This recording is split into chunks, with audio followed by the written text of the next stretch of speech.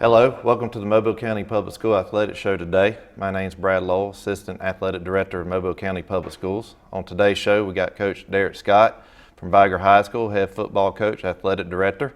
But first, let's get to the scoreboard.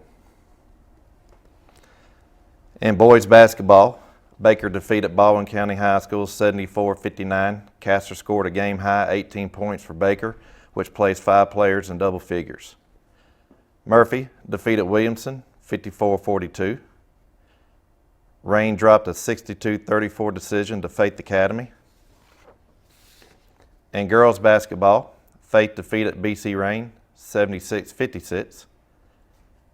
Murphy had a big night, scoring in a 64-29 win over Williamson. And that's it for this week's scoreboard. Next, we'll be back with Coach Scott. Athletes, take your mark. Gear up. Go team! And get ready to run, swim, walk, or bike with Team in Training. The Leukemia and Lymphoma Society is on the brink of breakthroughs that will change people's lives forever. Join us. Call or go online and register for Team in Training. And imagine a world without blood cancers. We are. The Mobile County Public Schools Signature Academies program offers a variety of specialized curriculum for highly interested and motivated students. These academies provide students with choices ranging from aviation to healthcare, advanced information technology to international studies, from engineering to coastal studies. These high-quality, hands-on programs prepare students for careers readily available in Mobile County. Signature Academies program. It starts with us. I transferred to Viger High School halfway through my sophomore year, and the curriculum there, the instructors, teachers, the whole thing was just a shock to me. At Viger, you were encouraged to critically think, and so I was just well-grounded to move on into college football and then on into the NFL. Well, for me, Viger High School was the start. It's where I started, and I'm very proud of that. Hi, I'm Martha Peak, Superintendent of Mobile County Public Schools. And I'm Kay Ivey, your Lieutenant Governor. We want to remind you to use caution while operating motor vehicles in school zones. And remember to observe all traffic laws relating to school bus safety and stop ahead when you see red. Protecting and keeping our children safe, it starts with us. Hi, I'm Pat Mitchell, Transportation Director for the Mobile County Public School System. Remember, stop ahead when you see red. Welcome back to our show. We're here now with Coach Scott from Viger. Coach, I appreciate you coming in today. Thank you for having me. Oh yeah, and Coach, I know this is your just finished your first football season at Viger High School as a head coach this year. But first, tell us a little bit about where you're from, your past experiences, and a little bit of background. Okay, I'm from a little town called Monroeville, Alabama, born and raised. Left there on an athletic scholarship to the University of Southern Mississippi, where I was played for Jeff Bauer from '96 to 2001. And after that, I got into coaching. I came to straight from there, out of school, came straight from Hattiesburg to Mobile, and kind of been here in this area ever since. I started out at Alma Bryant, and as assistant coach there, and then I left and went over to Viger High School with Kerry Stevenson. And got my chance there in the coaching, got my I kind of dove in there and got really into it and then entrenched into it. And then I left there after 4 successful seasons, 5 seasons. And then I went over to Foley High School over in the Baldwin County system. And I spent 7 seasons there as a defensive coordinator and assistant coach, and coaching track as well throughout that time period. And I had, really got an understanding of what was going on in athletics. Kind of got my feet into it and really figured out that, hey, I could possibly do this for a little while, And I've been in love with it. I love coaching. I love what it does for the community, for the kids, and for ourselves. It kind of keeps us young at heart, That's right. And then I got an opportunity when the opportunity came available to come back to Viger. I kind of jumped at the opportunity. I knew that community, I knew that environment, and it was a place that held some special meaning to me too as well. I had a lot of connections to kids and former players, and it was somewhere that I really enjoyed being. And so it was a great opportunity to come back. Well, good. Well, it sounds like you had a lot of experience. Coached for some good coaches and quality coaches. I think Coach Stevenson is now working at Alabama. University of Alabama. So, and being at Viger previously has had to help with the transition this year of being the head coach by working with Coach Stevenson in the past, because I know he's well respected, and the staff that he has and the programs that he built in the past were well respected. Truly. Well, Coach, tell us about your first year and how it went and your thoughts about it. Well, the first season, it went pretty good, from a standpoint of, we went 7-4, went to the second round of playoffs, and, really just setting that foundation kind of. Right. I can't say that it's, exactly what we envisioned and hoped for, because everybody wants to win that state championship at the end of the season. Right. But it's going to be only one team that does that, and it's going to be 99% of, the rest of us that, they're trying to work our tails off to get to where they're at. So we're excited about the future. We're excited about the groundwork that we laid. So, so now we got to go and put in the work and to get to that next level. Yeah, and it's turned into a 365-day-a-year job. No doubt. It's kind of like I used to tell people, you're almost like a principal. You're on call 24/7 with these kids, and it sounds like you had a pretty successful season, and I understand the foundation, was laid this year. And I know expectations are always high at Viger. Always. So what? Tell us a little bit about maybe some of the key seniors this year, and then some of the upcoming players for next year that you think is going to step in. Yeah, we got a huge void we got to fill. We lost our senior Brandon Rogers, who provided a majority of our offense, and another senior that was on the team, Fred Adams, was a wide receiver for us as well. That really helped us offensively. Tyree Taylor at quarterback. Yeah. So those are some seniors we had. In our offensive line, we had Kendall Scott and DeMarcus and Jamarcus Brown. So we had three guys right there on offense that we've got to replace. Well, more than three, but I just kind of got stuck in those three offensive skill guys. But we got some kids that we got to replace. On defense, we lost our leading tackler, Anthony Bradley. He's a heck of a football player for us, and he was one of our inside linebackers, and as well as Jalen Brown, Josh Hill. Josh Hill is a good football player as well. We have some holes to fill there on the defensive side, but kind of the irony of that is we got 8 coming back there. So so we feel pretty good about that situation, but we still got to go find some guys to go in and prove they can play at the 5A level in this state, which is one of the toughest classifications in this state. Absolutely. So, and we're in one of the toughest regions in this state too as well. So we got to go prove we can play and prove it early. Yeah. Well, the region that you play in, that 5A region, you make it to the playoffs in that region, you've been battle tested. Oh, yes.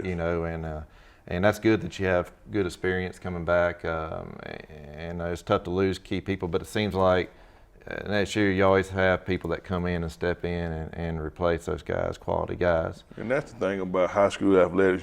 Kids always someone's got to step up. That's right. And in the Viger community, hopefully we can find somebody that's ready to step up and ready to go play. Well, tell us a little bit about your staff, coaching staff. Yeah, and that's one of the biggest things I was excited about with this deal. Our staff, I was able to get both my coordinators in, and the first one, my offensive coordinator, my twin brother Eric Scott, and he came over with us from Saraland, and I was very, very excited to have that opportunity to work with him again. We haven't worked with each other since we was on the Viger staff prior. Right. So it's been some time there where we've kind of, keep up with each other and call each other on Saturday mornings, talk like that. But it hadn't been a situation where we could actually work together. Right. And so we're now back working together with each other, and it's been great. We're twins, we're brothers, so we do bump heads. So yeah, that's part of it. Yeah, so we're brothers. You can believe that. So, but the thing about it is I love him to death, and I love the fact that we're able to work together. Sure. Also on the defensive side, we have Kendall Goodwin, who's a great friend of ours, and he's been tremendous. He came over from the Theodore High School, and he's my defensive coordinator, and he's done a heck of a job. He's really, really got in there. We run our defense with passion and intensity. Sure. So, and he definitely represents those two deals in diligence and determination and a hard worker. And so he's really been a true asset. Then we have our staff has really come together from another standpoint. We brought in some assistant coaches that have been helpful for us. And as well as Coach Johnson had some guys that were there that stayed on that were tremendous in what we're doing. And they've been tremendous guys for us, and we're thankful for them, that those guys that stayed on and really bought into what we're trying to do. Well, I tell you, you know, people don't understand. They think, you know, a lot of people outside of coaching believes, you know, it's not like a college where when a coach comes in, he can just hire whoever he wants to. So being able to get a couple of coaches in, you know, that you wanted to bring in had to be a positive thing. So, yes. Well, Coach, we got to get to a break. We'll be back after this message.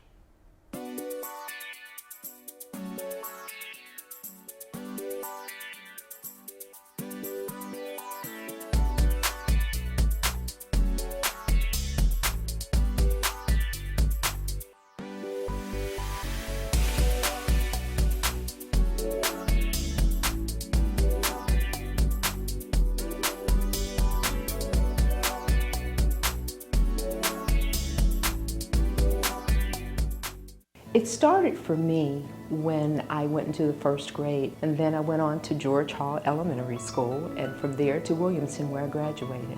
The public school system, it had a great impact on me because not only did it prepare me academically for my future career, but it also prepared me for life.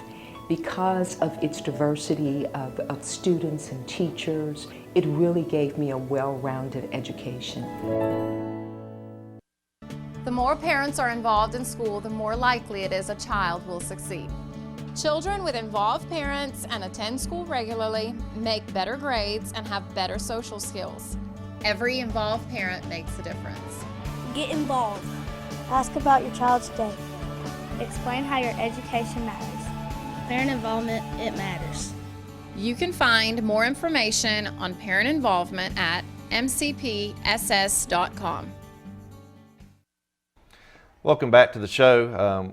We still have talking with Coach Scott in Viger High School, and Coach, we were talking about your coaches and your staff, and this segment, let's talk a little bit about being an athletic director and what it takes to be an athletic director. I mean, you're a head football coach too, but sometimes it seems like being the athletic director is more stressful than actually being the head football coach. Yeah, the athletic director takes more precedence sometimes. Yeah, that's right. Because you got that whole gamut of issues and concerns that you have to be aware of and take care of. That's right.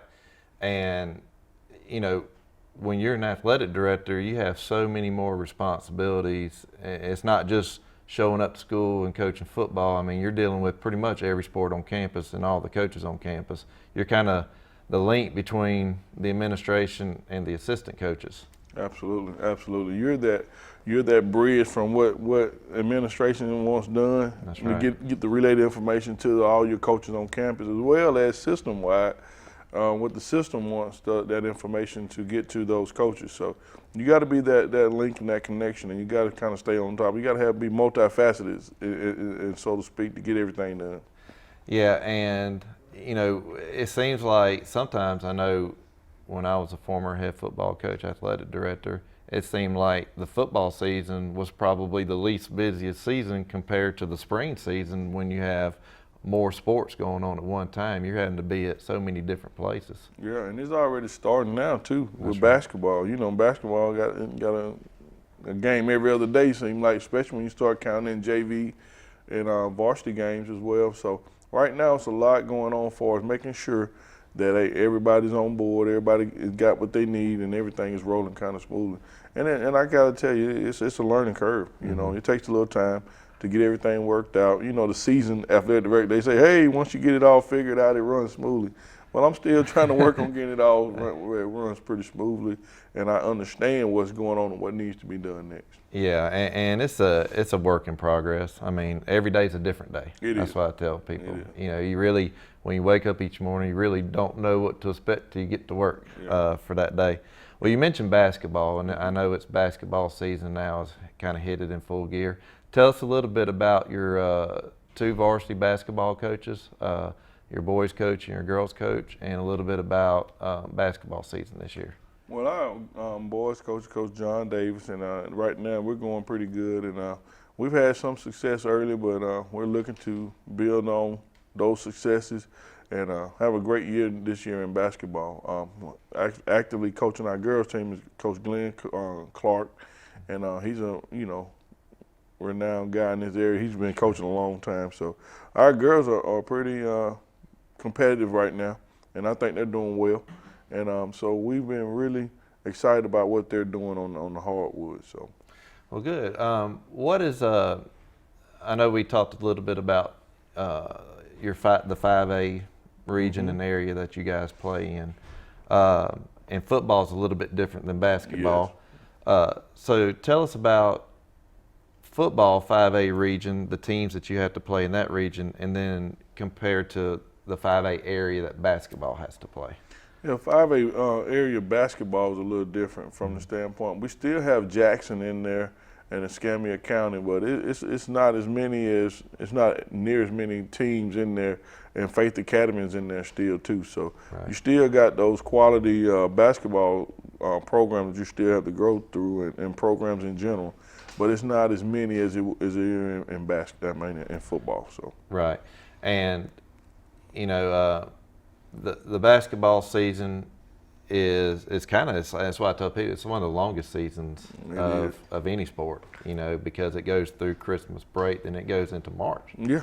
So it's a long season. They play a bunch of tournaments. Yeah, that thing starts in Thanksgiving and ends after Mardi Gras, you know. Right. So it's a long season, and I tell folks, you know, when we talk with our coaches and in general, I just say, hey, let's make sure we're playing well at the end.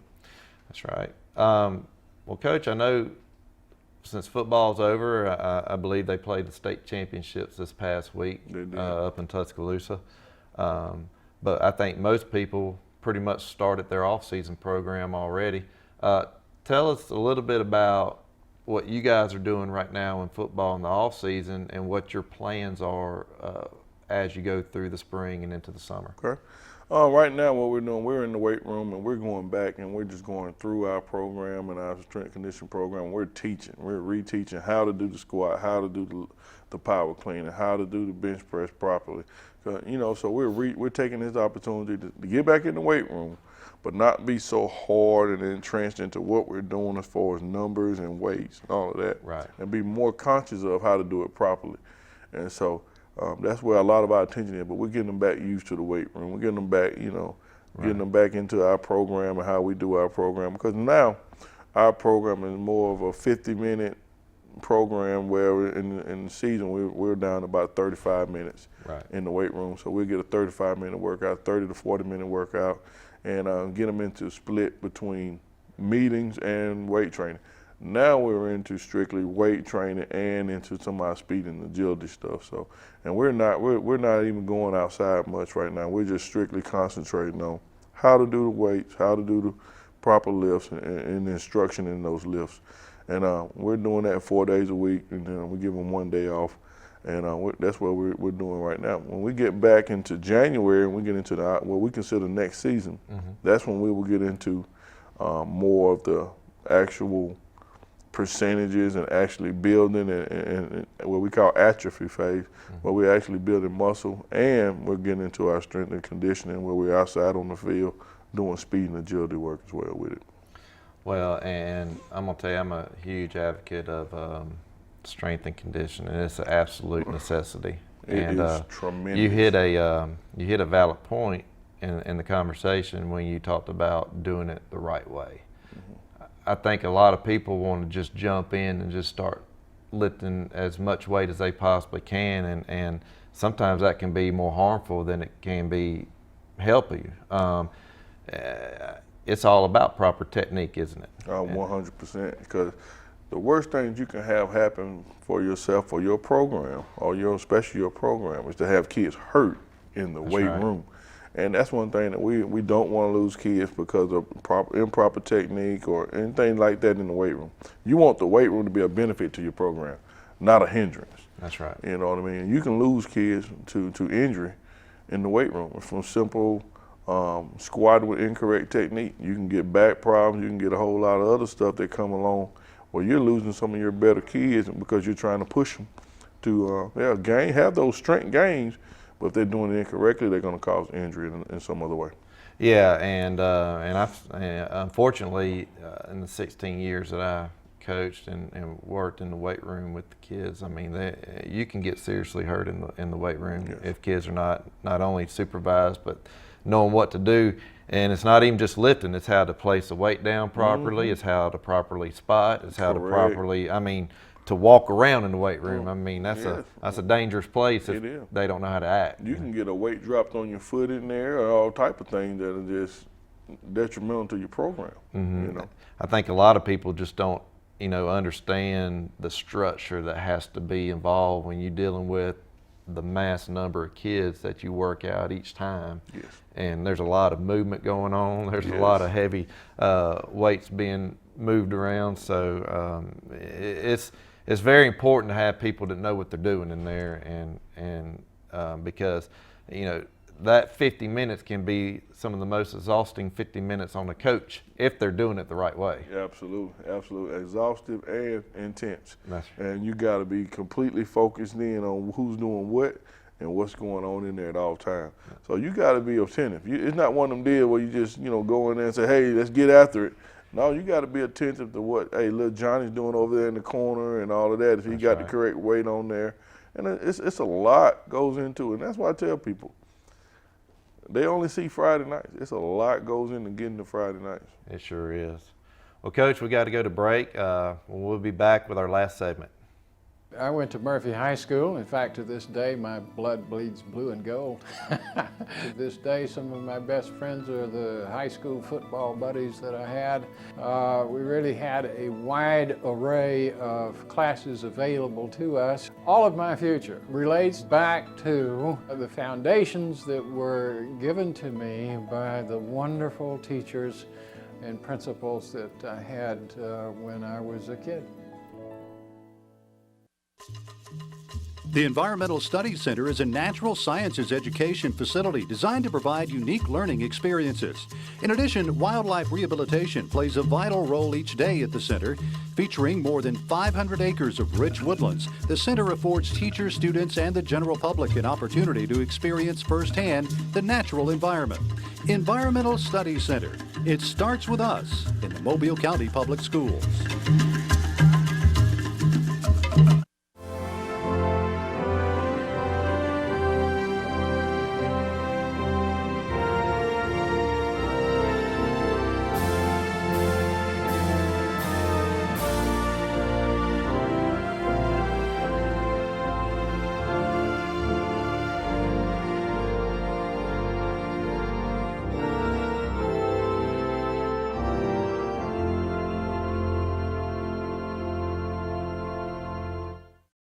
Together now, we can make it better now. Come on. Moving a little and eating better every day can help make you and your child healthier. Search We Can to find out more. Welcome back to our last segment with Coach Scott. Coach, we're in our last segment. We don't have long. I do want to talk about Viger High School, and let's start with your administration. Tell us a little bit about your administration and how they support you guys. Oh man, our administration is tremendous. It's been a pleasure to work with, and a pleasure to get to know those special administrators. First and foremost, our principal, Mr. Gerald Cunningham. He's a Viger alum. He's a tremendous administrator. You should see him every day. He's full of energy. He's up and down the halls. He's in there in every aspect of the school, and it's a joy to see and to learn from. So. He's an active servant, and that's what the only thing I can see from him. He is actively into the school, the administration of every part, and it's such a pleasure to work with him. Also, we have our assistant principal, Ms. Hope Bellpayne. She's tremendous from the curriculum side, and also Mr. James Patterson, who's awesome to work with, and he's disciplined, and our lower level, and Mr. Sean Butler. So we have a tremendous staff, and those guys and ladies do a tremendous job for us at Viger High School, and it's tremendous to work with them. I'm enjoying it, just learning and seeing how they do things, and I'm learning from them as I go. Well, that's so important to as a head coach, to have an administration that supports what you do and that's very involved and wants to see growth of athletic programs, and because people don't understand it at the top, it starts at the top and it trickles all the way down to the student athletes. You know, everybody's got to be on the same page when it comes to establishing a quality program that becomes consistent throughout the years. Absolutely, absolutely, and that administration kind of sets the tone for that, and everything that they do at Viger High School is designed for the students and the students' well-being, and that's the first and foremost thing that you can ask for from administration. That everything that they do is designed to help those kids accomplish their goals and to get them to the end point, which is graduation.